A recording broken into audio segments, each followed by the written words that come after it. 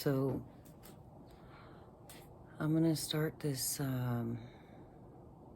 video documentation of what it's like to watch your father die.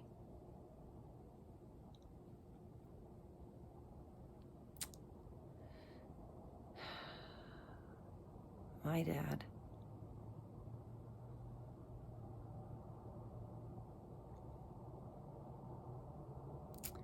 He was a special man. And even though he's still alive, I say special because because the man that my father used to be is no longer. He has dementia. He's had it for years. He's never recognized it. He's never accepted it. He doesn't believe it. He's fought it every step of the way. And it's been hard living with my dad for the last 4.5 years off and on for the first 2, but for the last 3, I've been here solid. And I've sacrificed a lot of my own life, my own sanity, and my career for a promise that I made to my dad and my mom when I left home when I was 18. I promised them that I would take care of them like they took care of me. Today's been a really hard day with Dad because in the last week, he's slipped away so much.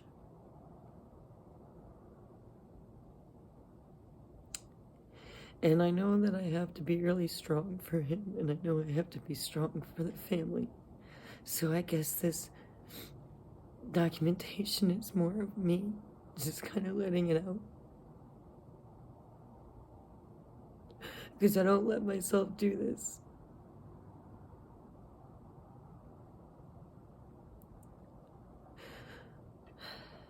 I knew what I was signing up for when I promised that.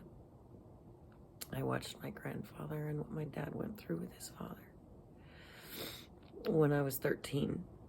And that's kind of when I made the promise to myself that I would be that one. To take care of them. To make sure that what my mom and dad wanted was what happened, what was honored.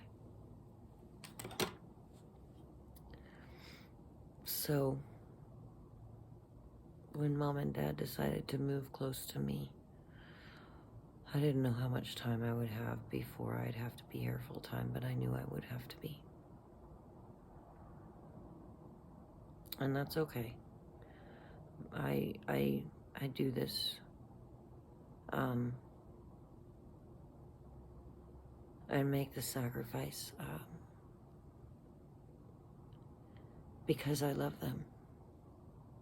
Because I love my mom and I love my dad. And my mom died almost 4 years ago now. Today is, I think it's November 13th. I'm not sure. Oh, that's right. Yes, it's Friday the 13th. November of 2020. In the worst possible year, I think, in recent history, worldwide.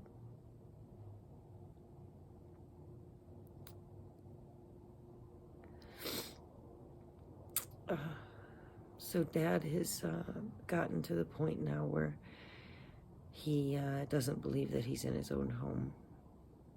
And we go through this 10 times an hour, multiple times a day. He gets mad at me. when I tell him that he's in his own home.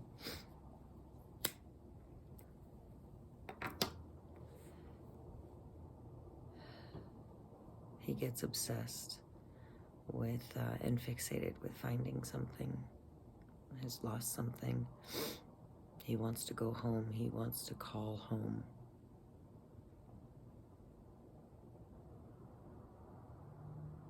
And just in the last couple of days, he's doesn't remember that his wife is gone. He keeps asking for his wife. He doesn't know who I am anymore. Sometimes he does, sometimes he doesn't. Most of the time he doesn't know that I'm his daughter.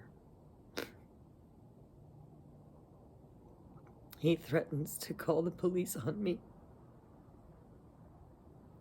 He threatens legal action. He's threatened to hurt me. All because he says I'm refusing to take him home.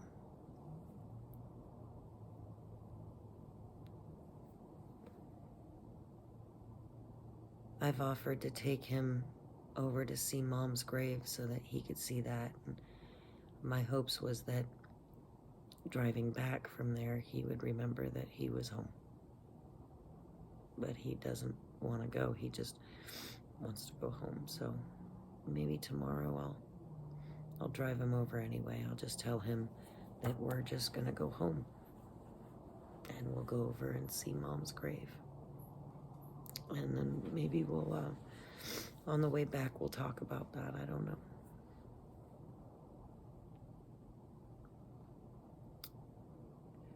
But the man that my father was,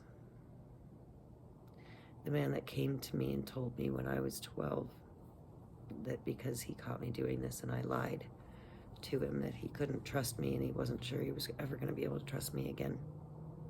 And I made a vow to myself at that point that I was gonna live an honest life, and I was gonna tell the truth as much as possible, and I was going to own up to my own mistakes, my own shortcomings, admit them, and tell the truth, and not try to beat around the bush. I don't want to mess around or use niceties. I don't see the point. Well, some works for some people, but not for me. I'm not that person.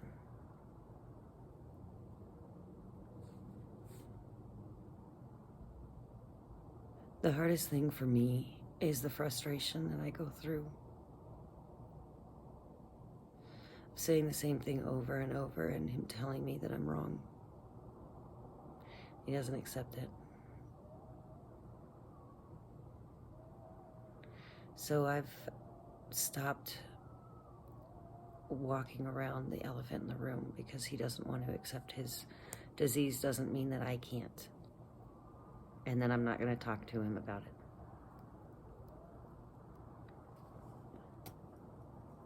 And yes, I'm gonna light another cigarette because that was only a part of one. And I don't care. Not tonight.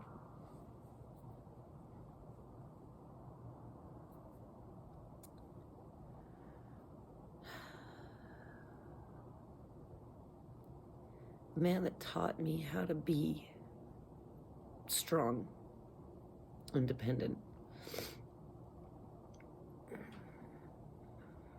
honest, tough,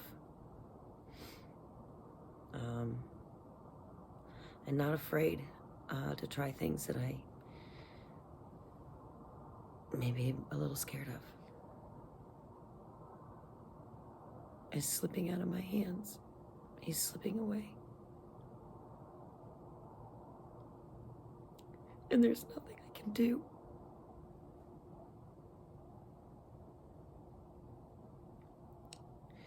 To take these quiet moments to appreciate my dad. So I think I'm gonna use this to tell stories of him. My stories of my daddy.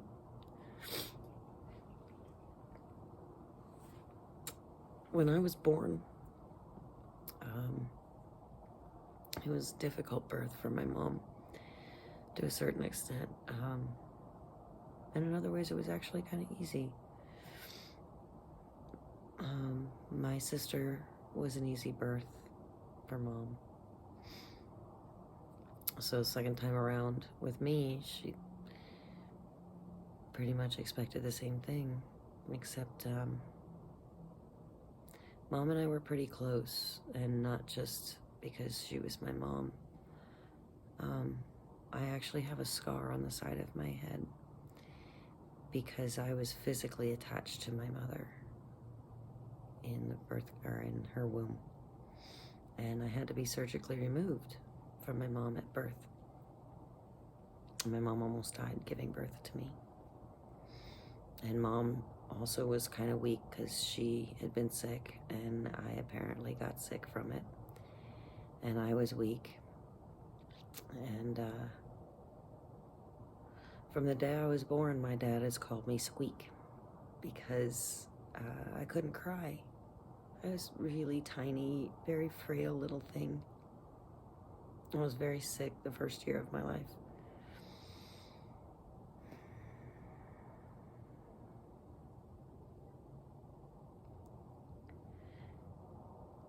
But my dad always knew that there was this fighting spirit inside this tiny, frail little body. And he knew that he could get through to me, and that I was a fighter.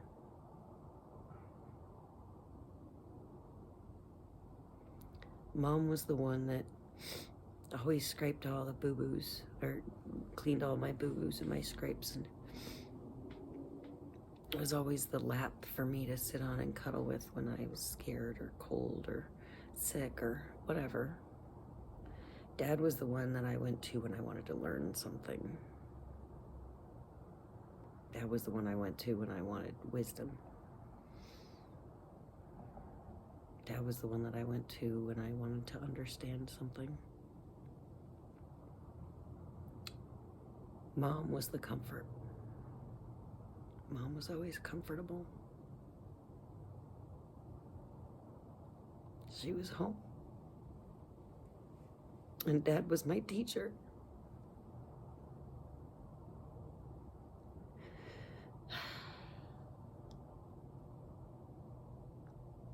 So, he used to race cars at first, and then he moved into motorcycles when once he had 2 children, little girls. He realized that being on the racetrack was probably a little bit too dangerous, so he stopped racing. But Dad was on the racetrack one day, and I don't remember what track it was, but it was somewhere in probably LA. But he was out on the track, and he heard that there was another driver that was coming out on the track, so they went around a few laps, and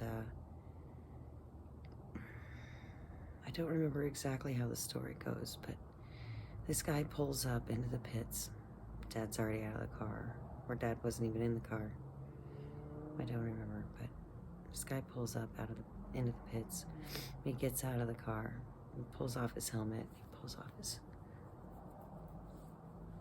fire hood, and it's Paul Newman, the actor.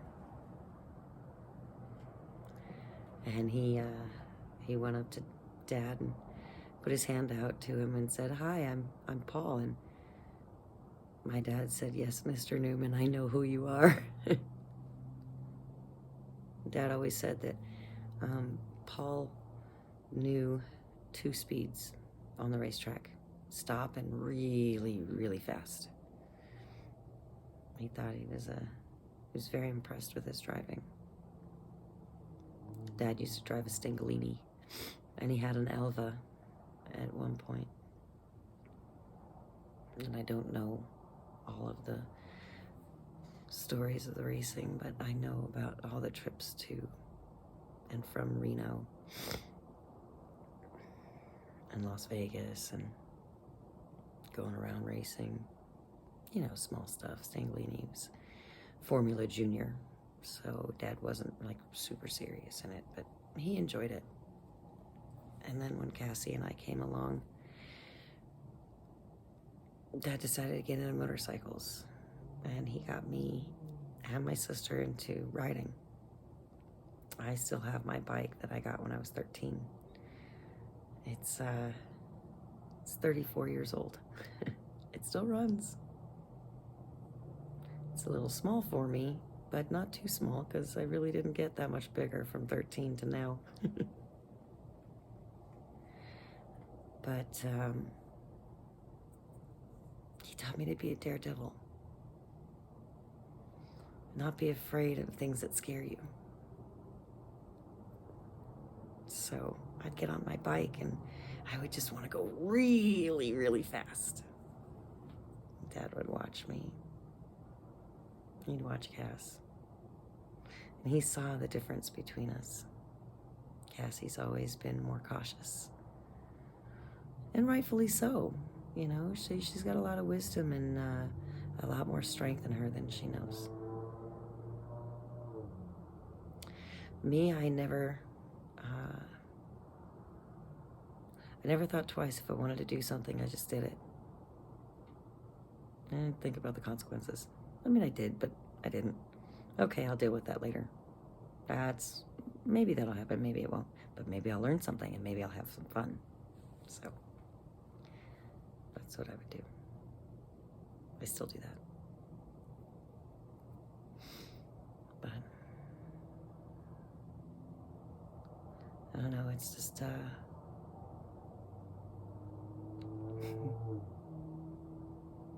there's a lot of sadness, a lot of anger. I'm angry because I feel like I'm being robbed of my father and yet still being tortured by seeing his face every day. Except it's not really him anymore. That makes me mad. I get frustrated because he does things that put himself in danger. He gets confused. He gets angry. He's hit me. He's pushed me.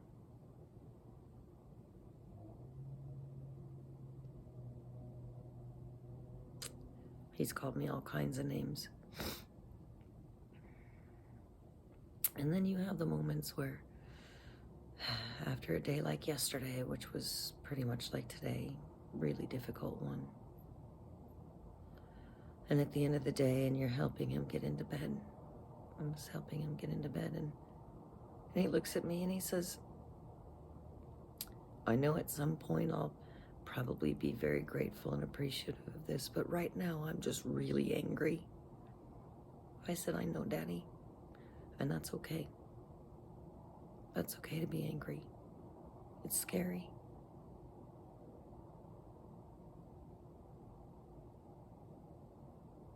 And I just pray, for his sake,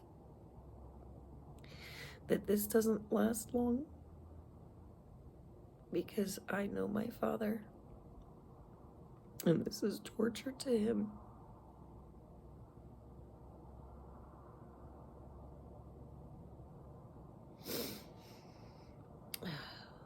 I get angry with myself because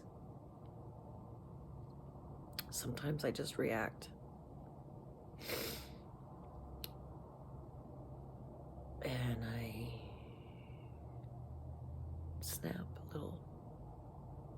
And then I just walk away, come outside and calm myself down.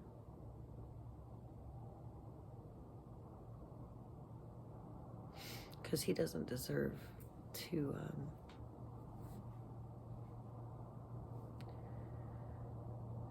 bear the brunt of my own frustration at myself. Because that's just not, it's not something he needs to worry about. Tonight he was obsessed with his keys, his house keys, because he thinks he's in the hospital.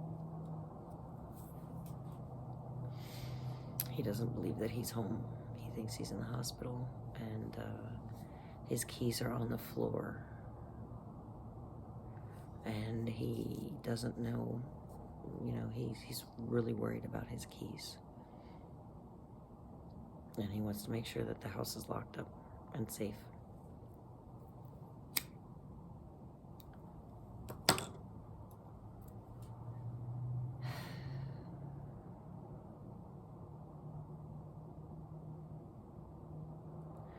Maybe tomorrow it'll be something else. Maybe it'll be the same. I don't know. But what I know is that my father is slipping because dementia sucks. Dementia just sucks.